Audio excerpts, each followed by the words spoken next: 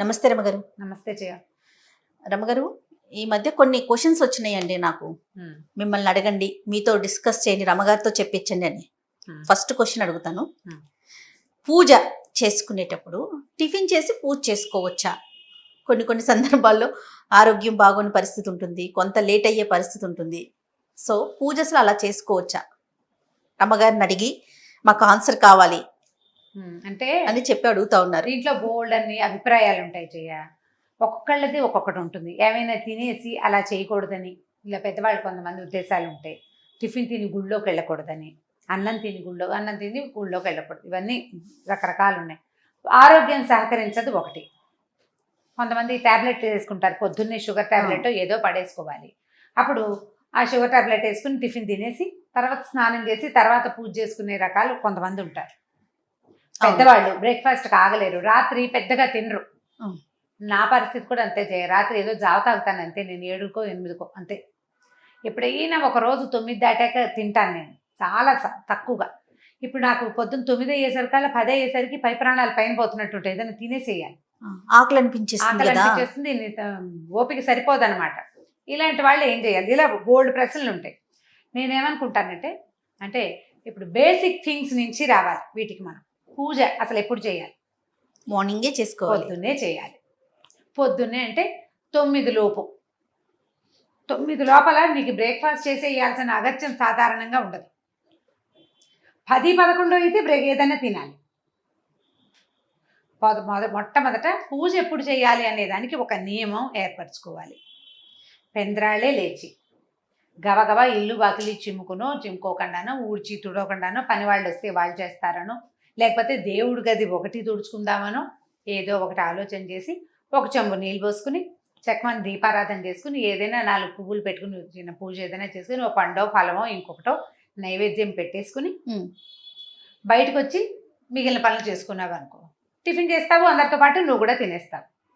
అలా కాకుండా స్నానం చేయకుండా అలాగే ఉండి మెల్లిగా ఆ పని ఈ పని చేసి పిల్లలకి బ్రేక్ఫాస్ట్లు పెట్టేసి మగవాళ్ళకి బ్రేక్ఫాస్ట్ పెట్టి వాళ్ళని బయటికి పంపించి లేదా ఆఫీస్ పని మీద కూర్చోబెట్టి ఆ తర్వాత నువ్వు స్నానం చేసి ఆ తర్వాత నువ్వు చేయాలంటే వీళ్ళందరి కోసం చేసిన టిఫిన్ ఏమో చల్లారిపోతుంది, నీకు నీరసం వస్తుంది, తినేయాలనిపిస్తుంది, అప్పుడు ఆకలి అనిపిస్తుంది కదా. ఇప్పుడు ఎంతసేపు మనకి ఆత్మారాముడు గోల పెడుతుంటే అసలు రాముడు పూజ ఏం జరుగుతుంది? సరిగ్గాను జరగదు కదా. అందుకని మన విధానాలు కొంచెం మార్చుకుంటే అసలు ఈ ప్రశ్నలు రావు. ఎలా అంటారు? ఎలా? నువ్వు పొద్దున్నేలే, దానికి ముందు రోజు రాత్రి పెందరాళే పడుకో. రాత్రి 2 దాకా కూర్చోవద్దు. పిల్లలుంటే వాళ్ళ దారిని వాళ్ళు ఉంటారు, నీ దారిని నువ్వు పడుకో. కావాలంటే పొద్దున 1 గంట పడుకోవచ్చు. పెందరాళే లేవటం, లేవగానే అత్యవసరమైన 2-3 పనులు చేసి తొందరగా స్నానం చేసేయటం, స్నానం చేయగానే పూజో పునస్కారమో చేసేసుకోవటం, దీపారాధన చేయటం. ఇప్పుడు పూజ పెద్ద పూజ చేస్తారు కొంతమంది, చాలా అవి ఇవి చదివి అందరూ బయటికి వెళ్ళాక అప్పుడు నిదానం మొదలుపెట్టి చదువుకోవాలనుకుంటారు చూడు. వీళ్ళు ఏం చేయొచ్చు అంటే మార్నింగ్ ఏదో చిన్న కప్పు కాఫీయో హాఫ్ కప్పు టీయో కాకుండా ఓ గ్లాస్ జావ తాగటం, ఒక అరటిపండు తినేయటం, ఓ 4 బాదం పప్పులో 6 బాదం పప్పులో రాత్రి నానబెట్టిన ఉంచుకుంటే చక్కగా ఒక 1/2 డజన్ బాదం పప్పులు తినేయటం. అప్పుడు మీరు నిదానంగా స్నానం చేసి 9:30కో 10 గంటలకో పూజ చేసుకోవచ్చు. పొద్దున్న తాగిన జావ ఉందా, గ్లాసెడ్ జావ ఉంది, అరటిపండు ఉంది, లేదా బాదం పప్పులు ఉన్నాయి. వీటిలలో ఏదో ఒకటి ఉండటంతో మిమ్మల్ని అది సపోర్ట్ చేస్తుంది. 100%. ఈ రాగి మాల్ట్లు జావలు అవి మేము తాగమండి, మా ఇంట్లో అలవాటు లేదంటే మీరంత హెల్తీ హ్యాబిట్స్లో లేరని అర్థం. అంతే, హ్యాబిట్స్ మార్చుకోండి. పొద్దున తప్పకుండా గ్లాసెడ్ జావ తాగాలి. హార్లిక్స్ తాగుతారు కొంతమంది, అవి మార్నింగ్ టైం తాగేసేయండి. బాదం పాలు తాగే వాళ్ళు ఉంటారు, బాదం మిల్క్ తీసుకుని తాగుతారు, ఆల్మండ్ మిల్క్, అవి కోకోనట్ మిల్క్ తాగుతున్నారు ఇవాళ రేపు హెల్త్ కోసం. అవన్నీ ఏం చేస్తారంటే బ్రేక్ఫాస్ట్గా చేసేసేయండి.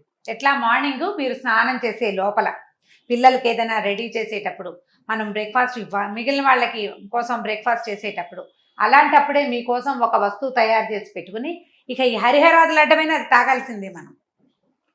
అప్పుడు టిఫిన్ చేయక్కర్లా. కానీ పొట్టని మార్చి పూజ దగ్గర కూర్చుని ఏవో అవి ఇవి చదివిన కొందికి ఆకలేస్తుంది. ఆత్మారాముడిని క్షోభ పెడుతూ చేసే పూజ రాముడు స్వీకరించడమా చాలా ముఖ్యమైనది. అది అర్థం చేసుకోవాలి. మనకు నియమం కావాలి. టిఫిన్ తినకూడదు. టిఫిన్ నువ్వు పళ్ళలో పెట్టుకుని ఏదైనా పచ్చడి నలుచుకుని నిదానంగా తింటే టిఫిన్. ఒక గ్లాసెడు జావకేముంది, కాఫీ లాంటిదే అది కూడా.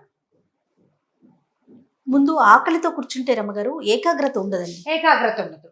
మీరు మనం పొట్టలో దృష్టి పెట్టలేకపోతాం. ఒక పదార్థం ఉంటే అది మీకు ఆకలి వేయదు. రెండోది ఏంటంటే చాలా ప్రధానమైంది, శరీరము ధర్మ సాధనాల్లో అత్యంత ముఖ్యమైనది. బతుకుంటే బలుసాకు తినచ్చు అంటామా మనం? అంటాం కదా. సరిగ్గా ఉంటే, హెల్దీగా ఉంటే ఏ పూజ అయినా చేయొచ్చు, ఏదైనా చేయొచ్చు. మనం పగలల్లా శుభ్రంగా తింటే రాత్రికి ఉపవాసం ఉండొచ్చు. శరీరాన్ని కష్టపెడుతూ చేసేటువంటి ఏ భక్తి మార్గమైనా భగవంతుడి ప్రశంసకి నోచుకోదు. ఇది తెలివిగల పని కానే కాదు, అసలు చేయకూడదు ఆ పని. మనం చేయకూడదంటే మన అలవాట్లని కొంచెం మార్చుకోవాలి, మన పద్ధతుల్ని మార్చుకోవాలి. ఆరోగ్యం లేని వాళ్ళు, ఎసిడిటీ ఉండేవాళ్ళు, రాత్రిపూట ఆహారం తక్కువ తీసుకునేవాళ్ళు, మాత్రలు ఏవైనా టాబ్లెట్స్ వేసుకోవాల్సిన వాళ్ళు తప్పకుండా బ్రేక్ఫాస్ట్ చేసేయాలి. అది మనకి 8:30 అనుకోండి, పూజని ఇంకొంచెం ముందుకు జరపండి. ఏవైనా చదువుకోవాలి, చాలా చదువుకోవాలనుకుంటారు మీరు, బోల్డన్ ఉంటాయి. లలితా శాస్త్రం చదవాలి, శాస్త్రం లేకపోతే విష్ణు సహస్రనామం చదువుకోవాలి, ఆదిత్య హృదయం 5 సార్లు చదవాలి, ఇవన్నీ ఉంటాయి. నా దగ్గర ఇంకొక మెథడ్ ఉంది, అది ఇంకా సింపుల్ మెథడ్. మీరు ముందు స్నానం చేసేసి దీపారాధన చేసేయండి. దీపం పెట్టుకోండి, అగరత్తులు వెలిగించండి, 2 పువ్వులు పెట్టండి, 2 పళ్ళు నైవేద్యం పెట్టుకోండి. 5 నిమిషాల్లో అయిపోతుంది. లేచి యువతలకు వచ్చి టిఫిన్ పని చేసి టిఫిన్ తినేసేయండి. టిఫిన్ అయిపోయాక మీరేం చదువుకోదలుచుకున్నారో అది చక్కగా కూర్చొని చదువుకోండి. ఈజీ కదా? ఈజీనే, కానీ తినేసి చదువుకోవచ్చు అంటారు. ఎందుకు చదువుకోకూడదు? నీకు ప్రధానమైనది ఏమిటి? దేవతకి అర్చన. అది నువ్వు చేసేసావు భక్తి శ్రద్ధలతో నువ్వు అర్చన చేసేసావు. ముందే నువ్వు పువ్వులు పెట్టావు, దీపారాధన చేసావు, అగరవత్తులు చూపించావు, పండు ఫలము పాలు కాచిన వేడి పాలు ఏవో నైవేద్యం పెట్టేసావు. పెట్టిన తర్వాత చదువుకోండి. పొట్ట స్థిమితంగా ఉంటుంది, పనులు అయిపోతాయి, మళ్ళీ లేచి అటు ఇటు వెళ్ళక్కర్లేదు, ఆకలి మీదకి ప్రాణం పిలవదు, నిదానంగా కూర్చుని చదువుకోండి. ఇవి ఈ రోజుల్లో చాలామంది ఆడపిల్లలు, నేను చెప్తున్నాను కదా, నేను కూడా ఇప్పుడు షూట్కి పరిగెత్తుకుంటూ వచ్చేసాను. నేను వెహికల్లోకి ఎక్కాక అప్పుడు మెల్లిగా రామరక్షా స్తోత్రం చదువుకున్నాను. బ్రేక్ఫాస్ట్ చేసేసాను. నేను డ్రైవ్ చేస్తూ కూడా చదువుకుంటా. ఎక్కడికైనా వెళ్తూ క్యాబ్లో చదువుకోవచ్చు, కార్లో కూర్చొని చదువుకోవచ్చు. ఈ చదువు పూజ 2 ఒకేసారి చేయాలన్న ఆలోచన చేయక్కర్లా. మీరు అలా అనుకున్నప్పుడు మన పద్ధతులు విధానాలు మార్చుకోవాలి. ఉదయాన్నే లేచి చేసేసుకోవాలి. అలా కుదరని పక్షంలో మీరు ఇలా చెయ్యండి. స్నానం చేసే ముందు ఒక 8-10 నిమిషాలు ఇస్తే చాలా, అంతకంటే టైం ఇవ్వక్కర్లా దేవుడి దగ్గర. ఈ 4 పనులు చేయటం: దీపం పెట్టుకోవటం, దీప ధూప నైవేద్యాలు 3, పువ్వులు, నమస్కారం చేసుకోవటం, లేచి యువతలకు అక్కడ దేవుడి దగ్గర చదవలసిన తొలి శ్లోకాలు కొన్ని ఉంటాయి. ఇవి అలా కాదు, మేము సంకల్పం చెప్పుకుని పూజ చేసుకునే వాళ్ళు కొంతమంది ఉంటారు. అవునండి. రోజు సంకల్పం చెప్పుకుని నిత్య పూజ షోడశోపచారాలు చేసే అలవాటు ఉన్నవాళ్ళు మీరంతా చక్కగా జావ తాగేసి ఈ పని చేయండి. ఏదో ఒకటి తాగేసేయండి, ఆత్మారావుని శాంతిపరచాలంటారు. ఇంత కాకుండా బాగా ఆ మాత్రం తీసుకోండి, పెద్ద గ్లాస్ తీసుకోండి. ఒక అరటి పండు తినండి. పండుకి ఏ దోషము ఉండదు, ఏమి ఇబ్బంది, శుభ్రంగా తినేసేయచ్చు. బాదం పప్పులు నానబెట్టుకోండి. ఇప్పుడున్న సిచ్యువేషన్లో కూడా బాదాములు, తర్వాత ఏమో వాల్నట్స్ చాలా మంచివట. ఈ 2 నట్స్ చాలా మంచివి. బాదాములు రాత్రి నానబెట్టుకోండి, పిల్లలకి పెడుతుంటారు చాలామంది, పెద్దవాళ్ళకి పెడతారు. ఒక 6 పప్పులు తినేయండి. దానికి ఏం అనుపానాలు అక్కడ తోలేసుకోవడం, నోట్లో వేసుకోవటమే. 1-2 వాల్నట్స్, ఒక వాల్నట్ తీసుకోండి, అది మీకు ఆపుతుంది. మంచినీళ్ళు తాగండి, ఒక ½ గ్లాస్. ఇది ఈజీ మెథడ్. ఇలా కనుక మీరు చేసుకోగలిగితే దీని మీద ఇంకా ప్రశ్నలే అక్కర్లేదు. అంతే. లేని పక్షంలో మనం ముందే అనుకున్నట్లుగా ఉదయాన్నే లేవండి, చక్కగా మొత్తం గబగబా చేసేసుకోండి. చాలా ఎర్లీగా లేచి పూజ చేసేసుకుంటే సరిపోతుంది. అప్పుడు ఆకలి అనే సమస్య లేదు, ఉండదు. అంతే కదా? అంతే. రైట్ అండి. థ్యాంక్ యూ అండి. నమస్తే. నమస్తే.